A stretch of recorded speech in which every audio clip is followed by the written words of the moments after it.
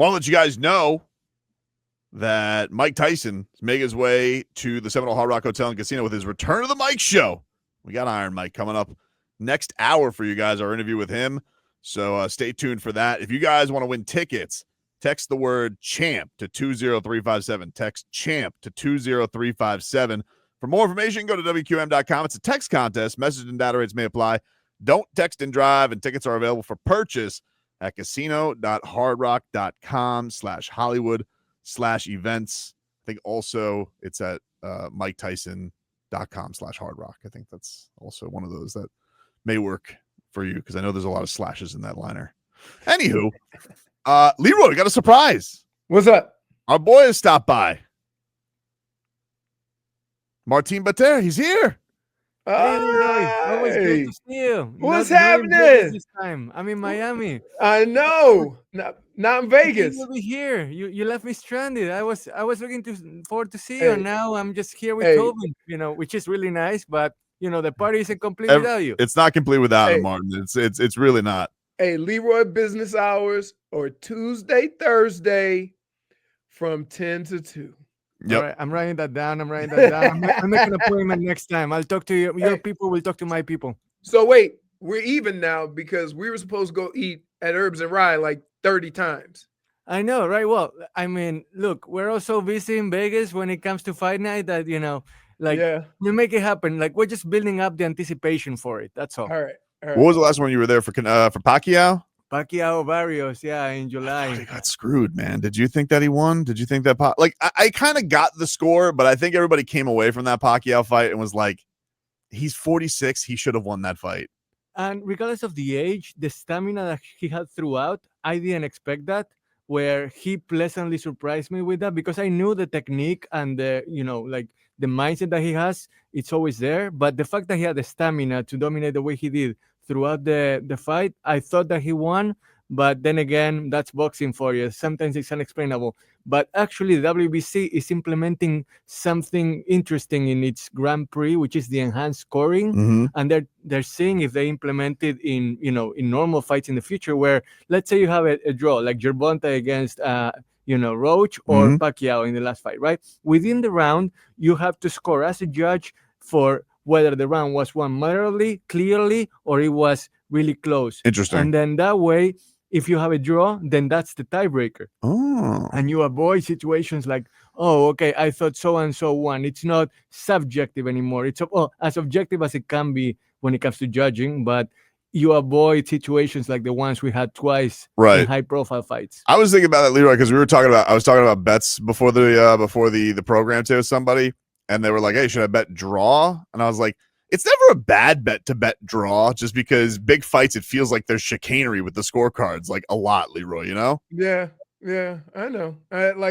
It's the only sport and some of this is being taken out of the other sports. And they're trying to do it with baseball with pitches. Right, where you can challenge a pitch and there's a clear box and it either is or it isn't. The official can't, the ref can't give you the black. So, football is that if it's a pass interference, I felt that you held them, right? It's not definitive. They try to, let you contest it and try to let you challenge it. But I kind of like that in boxing. Just add another level so that you can separate like all the chicanery that goes on when determining these fights, because they fight 10, 12 rounds. And to be honest with you, like you all shouldn't be that close. Right. Because you all look at fights differently. And so you need a standard, some kind of standard that will kind of separate the best fighter on that night. And I appreciate that they're doing that because like I've never seen like there, and here's the thing: whenever there's a draw, everybody thinks there was a clear-cut winner. It's never after the fight you go, "Oh, that was a good fight, pretty close." It's rare that you say, "Oh, that should have been a draw." Right, exactly. So I'd like to see how this is going to play out.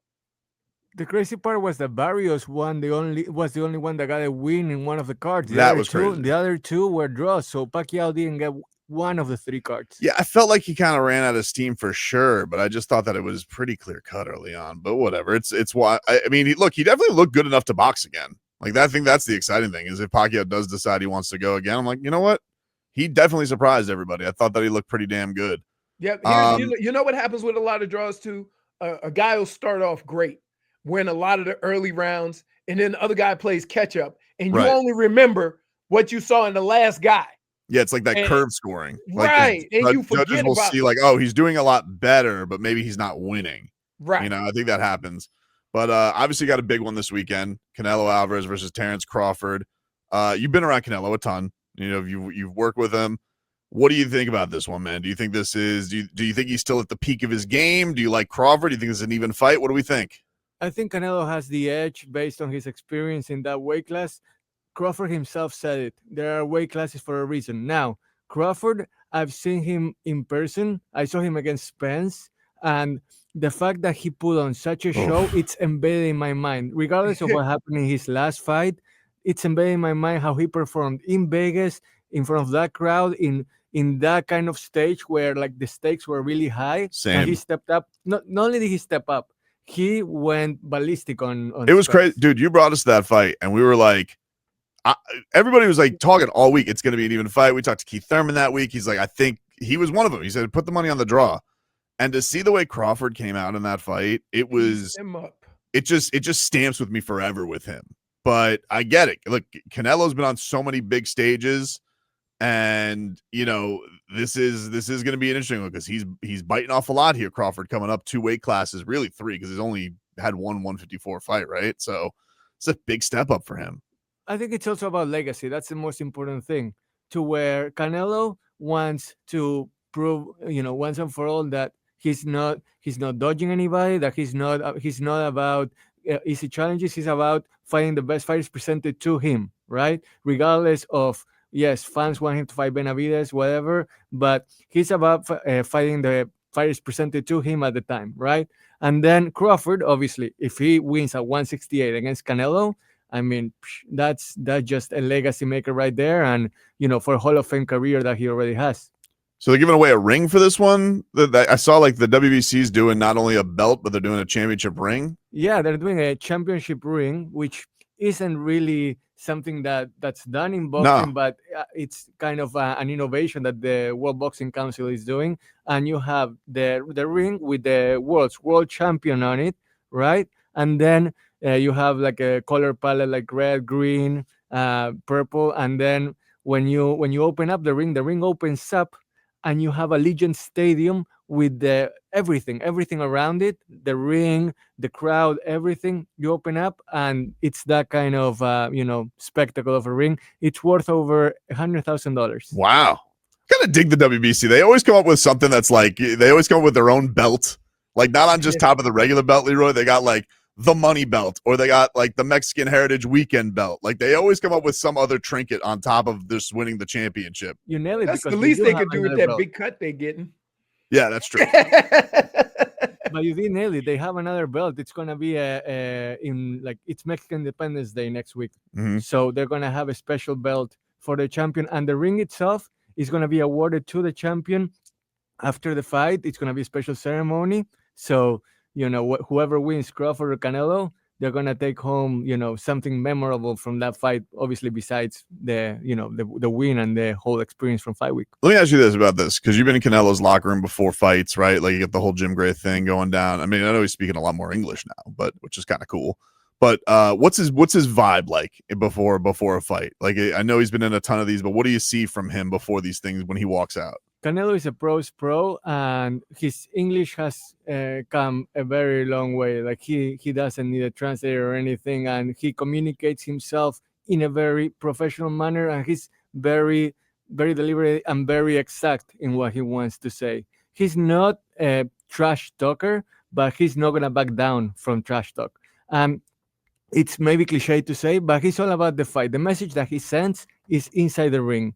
And that's the way his career has been for 20 years now. Yep. So, and people respect him for that, to where they know that when Canelo steps in the ring, that he's gonna be a guarantee of the of the money you pay, even though this time on Netflix it's free. So the spectacle is guaranteed. Crawford, I think it's it kind of cut from same cloth, someone that's respectful, will trash talk, but he speaks in the ring as well. And I think that's a positive for this weekend, to where if you speak with your gloves more than with your mouth, then that's what matters, because we all sit down to watch the fight. Martin, before we get you out of here, dude, how you feeling about your Dolphins? Where are you right now? I was listening to a segment before this one, and I could sense the frustration. I mean, we're talking about meetings. We're talking about being being ready for week 2, and the sky is falling. 0-1. I didn't see anybody after the Commanders lost to the Packers last night. I don't see anybody saying, "Oh, the sky is falling. The Commanders are going to finish 6-11." But with this team, there's such a psychosis going on, a collective trauma here in Miami, and overall for Dolphins fans all over the world, that there is no team that needs to win more than this one this Sunday. Jobs are on the line, obviously, we know that, but the fans need it too, because otherwise, I don't even know what it's gonna be like next week. Ahead of Buffalo on Thursday. Crazy, dude. Hey, appreciate you stopping by, man. No, Thanks, thank Martin. Sorry Yeah. I missed it. Nah, no problem, Leroy. Next time, or we'll see you All in right. Vegas. Okay. All right, we'll take a break. We'll tickle Leroy's fancy next.